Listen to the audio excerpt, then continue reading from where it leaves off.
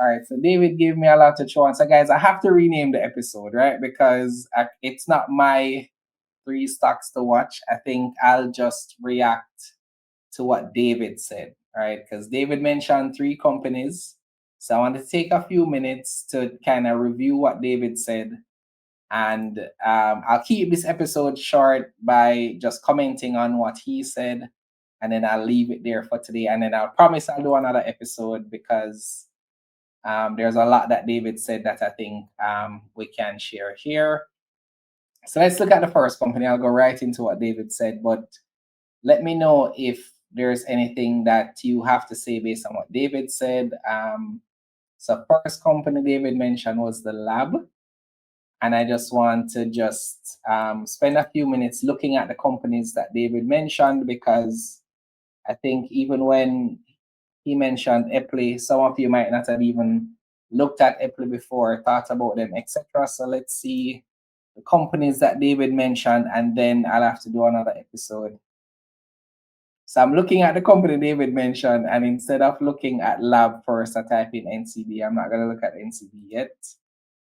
So let's do L.E.A.R.N. first. Let me share my screen. I mean, I'm still I'm not sold on L.E.A.R.N, guys. I know the price has gone up in the last couple of days. David is sold. David said he's actually dollar cost averaging because they bought at a higher price. So we've seen some movement here, L.E.A.R.N, over the last couple of days. So at the start of October, it was $1. So year to date, it started the year at 140. And I saw it was kind of on its way down throughout the year. For the last couple of days, it's been up pretty much about 38%. That's what we see here quarter to date. So 38% growth. My personal response to companies like this, I think everybody knows my philosophy here. I don't buy stocks when they're moving. So I personally don't. I need a sustained reason to buy a company. No, this is not speaking to the future of the lab. Again, I haven't looked at them in a while. But certainly the way that David described the opportunity is certainly interesting. I'll look at the numbers, see what the numbers say, listen out for the announcements. Because to me, there's always another opportunity. So if the company is going to grow sustainably, I don't need to have FOMO and thinking that I'll miss something. If it's a good enough opportunity, I'll be able to catch it later on. Same reason for so even I think of NVIDIA. I bought NVIDIA after the split in the US, and I'm up almost I think 60-70%. So I'm never, maybe the best way to look at it, but I'm not an early adopter to companies. I'll say it that way, because in tech they can say you're an early adopter, you're the first to buy the tech, and that's not me. I want to see something that's proven sustainable, then I'll make a strategic entry. So for me with L.E.A.R.N, I'd love to see. Let me just look at the most recent numbers here. But let me know for the 100+ persons here, do you have L.E.A.R.N in your portfolio? Is L.E.A.R.N on your radar? Let me see. So so Patricia, who's asking from Instagram, will this L.E.A.R.N be posted? Just go to our YouTube channel now, it's there. We stream on Instagram, YouTube, and LinkedIn. The video always stays up afterwards. So if you missed David's segment, which was a lot, be sure to just watch until the end, and you can go ahead and watch the replay there. So L.E.A.R.N's third quarter came out a month ago. So certainly the numbers aren't moving. The stock is not moving based on these numbers. These numbers came out over 2 weeks ago. So there must be some other driver of the stock. I see Ryan saying there's something that's going to be announced soon. I don't know. So we'll see what that comes to be. Let me look at so the initial numbers here. Let me see this. I won't spend much time here, but let me just see here. So revenue for the 9 months this year is actually down 25 million, so down 3% from last year. Gross profit is down 2.6%. Net profit is down 50%. So again, the price is moving not based on the most recent performance, of course, because the numbers are down. Now, of course, how investing works, fundamentals serve as a part of the picture, right? So stocks don't only move based on performance.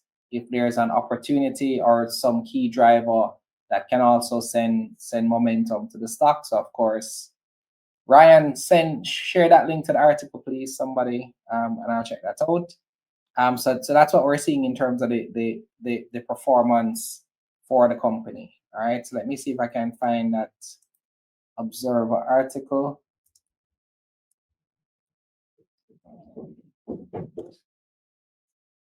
All right. So I'm certain that this is not it. lab error. So find that lab for me. Find that article for me, Ryan, and I'll check it out. All right. So let's see if we can see the reason in a few days why we're seeing this movement here. I mean, so let's see. So we'll look back at our next stocks to watch. Take what David has said. See how the price would have performed. To that point, and see if we can put the pieces together, right? So the next company David mentioned was Eppley. So there's more than one Eppley. This is the Caribbean Property Fund. And I did notice while David was talking that this one is actually up 45% year to date, right? One that wasn't on my radar at all. I've always known about the company, but to be up 45% year to date, I think I've been looking to see, since we're close to the end of the year, which stock will be the best performer for the year. In my mind, I thought it was RPL, but I don't think RPL is up 45%. I think RPL is up 33%, right? So, and we see Lab up 38%. So Eppley would be right now the best one I've seen year to date, right? Okay. So Kirk, I see what you're saying. Let me check it out and see, right? So outlook and growth strategy. So it says, looking forward, the lab is focused on stabilizing short-term performance while laying the foundation for sustainable growth. Their strategy is centered on diversifying beyond traditional advertising with digital-first services, influencer, and user-generated content, and ownership through the 5 in 25 film slate. We're also seeing encouraging momentum in the overseas markets. That's certainly good to see there, which now contribute 9% of total revenue. At the same time, they're containing their costs through smarter resourcing while safeguarding growth, driving investments. In addition, they're embedding technology and flexible talent models to enhance efficiency, accelerate turnaround times, and strengthen competitiveness. All right, cool. So I'll certainly look into the 5 in 25 films. I think one of the articles might have said that. So I'll certainly look back. So this is the 5 in 25. So I guess we'll get the context for that one. So I'll see. I'll certainly check it out. And I see David adding here. So the interest in the film at the festival resulted in 4 solid offers on the table for its distribution. The offers are with our legal team, so they're in review. I guess once finalized, those will be announced. So again, certainly happy that David added that to our discussion. Certainly is going to be one that we look to see how it performs. And here's the thing, guys. I am in full support of every company recovering, because as each company recovers, it will attract more people to the market. More people come to the market. We all get, what we want in terms of more activity, new investors come, new opportunities. Everybody wins, right? So, but I don't think this is the Eppley that David was talking about. So let me look at the other one there. I think it's Eppley, the main one he's talking about here, right? So let me check on their numbers here. So their second quarter. It's good to see David still in the chat. I appreciate it, David.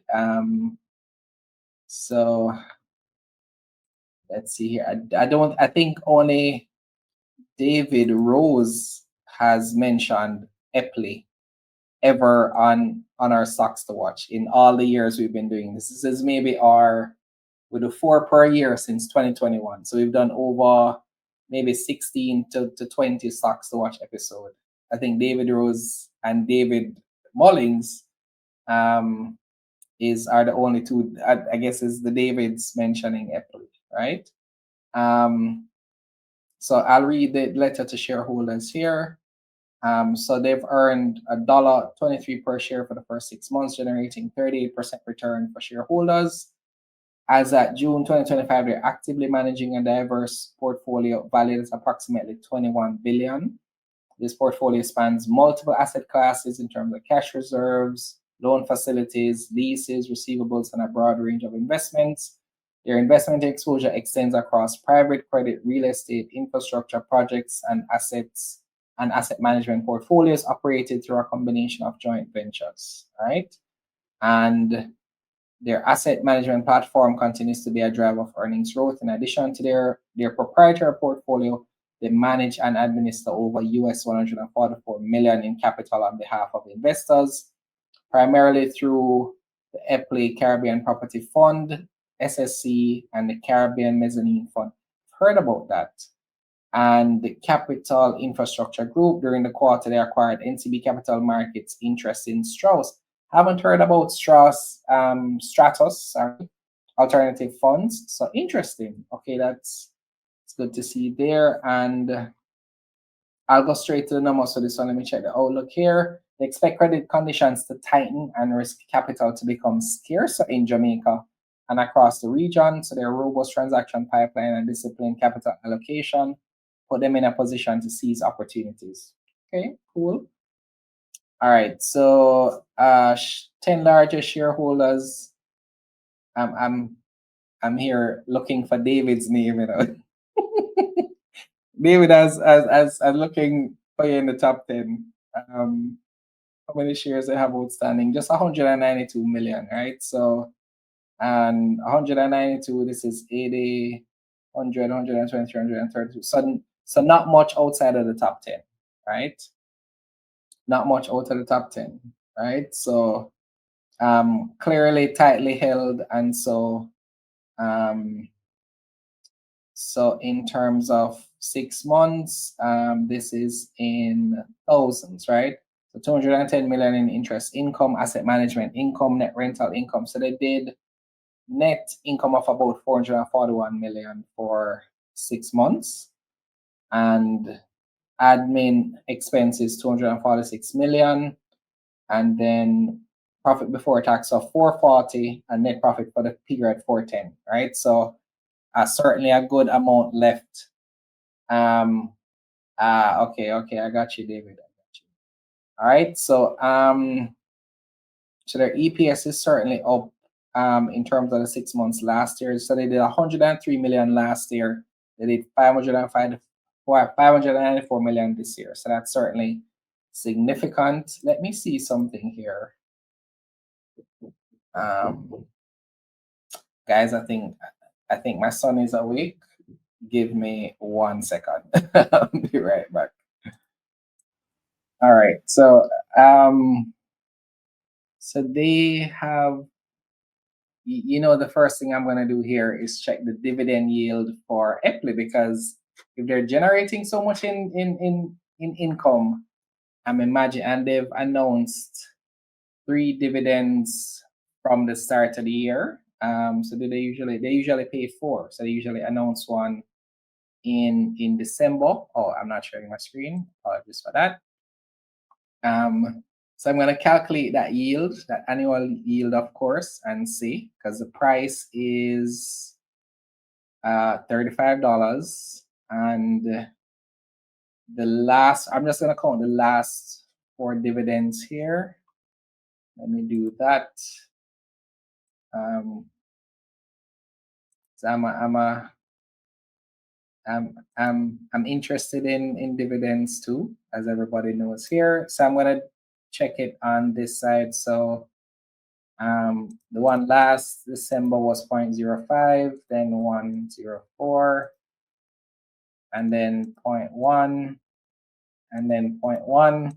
So that's $1.29 divided by current stock price at 35. That's about a 3.6% dividend yield. So my personal threshold for dividends is 5%. So the price would have to be, I mean, of course, based on their net profit, they certainly could do a dividend that's higher than usual. That's also a possibility, of course. And let me see, they've done certainly a higher dividend in the past. So they did $1.17 there. And so, of course, this is just a very quick research here. And the final stock that David mentioned is NCBFG. This is the last one I'll cover before we wrap up this episode. As David is saying, we didn't want to show too much of our hand before we were close to being Nasdaq. Okay, cool. Or we'll tell Junior to grab a seat. Sons, we on camera for now. While they're still young, we want to shield them from that. So you won't be seeing Junior anytime soon. Maybe when he. So here's the thing: he does like creating content. I will say that. So he's gonna be ready for YouTube very soon. All right. So NCB now.